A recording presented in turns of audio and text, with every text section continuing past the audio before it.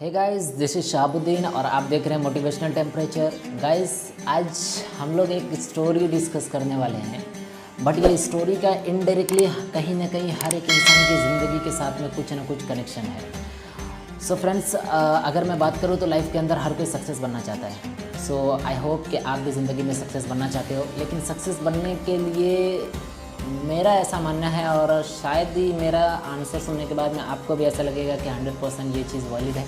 So friends, success बनने के लिए हर एक इंसान क्या करता है, सबसे पहले मार्केट में निकलता है, लेकिन निकलने से पहले या निकलने के वक्त या निकलने के बाद में एक कॉमन थिंग है जो हर एक इंसान के माइंड में आती है कि लोग क्या सोचेंगे, लोग क्या बोलेंगे। 100% गाइस, आज का जो मेरा स्टोरी है वो इसी टॉपिक के ऊपर है कि लोग क्या सोचेंगे, लोग क्या बोलेंगे। तो फ्रेंड्स, ये कहानी कुछ इस तरीके से चालू होता है कि एक बाप और बेटा मार्केट में गधा खरीदने के लिए जाते हैं, और वो जब गधा खरीदने के लिए जाते हैं तो मार्केट में वो बहुत सारा मार्केट को देखने के बाद में उनको फाइनली क्या होता है, एक गधा पसंद आ जाता है। फाइनली वो लोग गधा खरीद लेते हैं। गधा खरीदने के बाद में वो लोग गधे को लेकर अपने घर की तरफ आना चालू कर देते हैं। जब घर की तरफ आते रहते हैं तो रास्ते में उनको कुछ लोगों के द्वारा ये सुनाई देता है कि कितना अजीब आदमी है, गधा साथ है फिर भी दोनों बाप बेटा पैदल चल रहा है।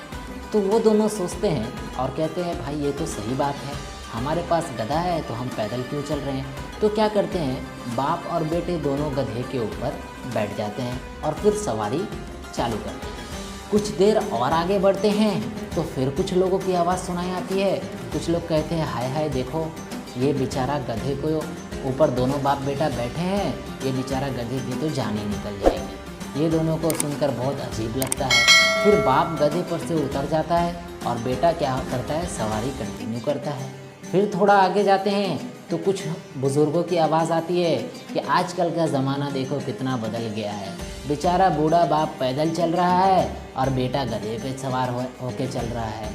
ये सोचकर बच्चा उतर जाता है और बाप चढ़ जाता है। बाद में फ्रेंड्स, थोड़ा और आगे जाने के बाद कुछ औरत की आवाज़ आती है, बोलता है, माँ और बाप में यही फ़र्क होता है, अगर माँ होती तो बच्चे को चढ़ा के लेके जाती, खुद पैदल जाती, लेकिन देखो बाप है तो मुस्टंडों की तरह खुद गधे पे बैठ के जा रहा है, बच्चे को पैदल चला रहा है।